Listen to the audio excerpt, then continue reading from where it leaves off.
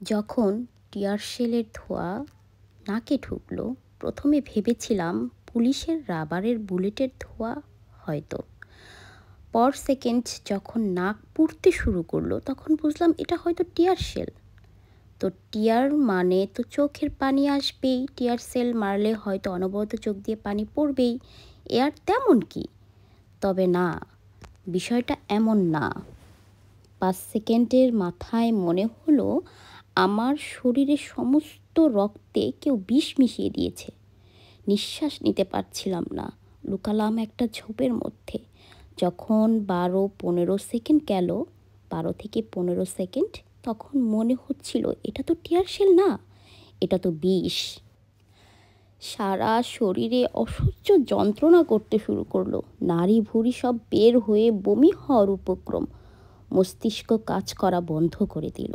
মনে হলো এই কষ্ট সহ্য করার চেয়ে অজ্ঞান হয়ে পড়ে থাকি নিচে। পর মুহূর্তে মনে হলো না, এভাবে বেঁচে থাকতে পারবো না। দৌড়ায় একতলার সমান উঁচু দেয়ালে টপকে বের হয়ে যায় ভিসির বাসা থেকে। এটা ভাবতে ভাবতেই দেখি মুখ দিয়ে লালা এবং নাক দিয়ে অঝরে রক্ত ঝরছে। হাত দিয়ে মুখ ধরবো নাকি পেট ধরবো?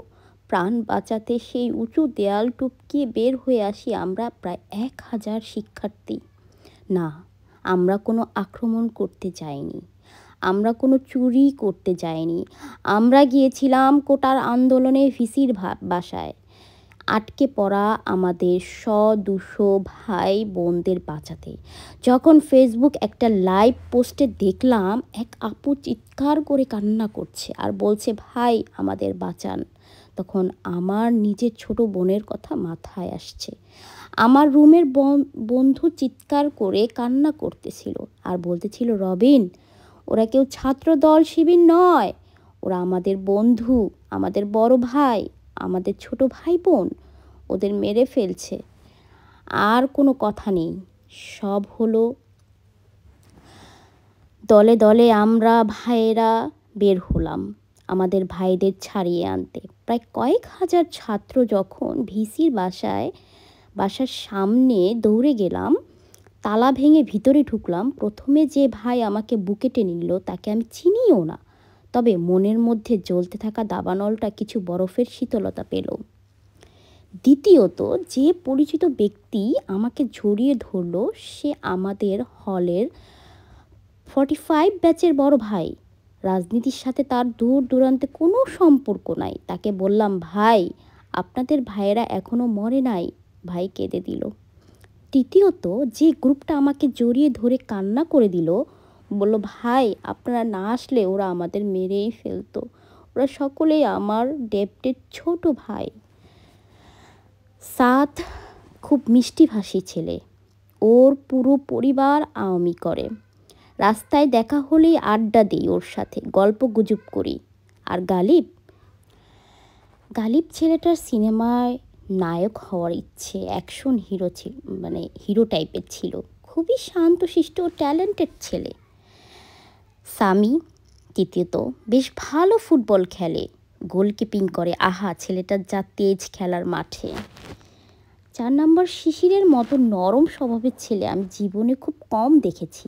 কিন্তু না, এরা তো কেউ ছাত্রদল শিবির না, এরা তো সবাই সাধারণ ঘরের সাধারণ ছাত্র। সবাইকে তো আমি ইন্ডিভিজুয়ালি চিনি, তবে যে ছাত্রটি বলল ওরা সবাই রাজনৈতিক লোকজন, তাই ওদের মারা ফরজ।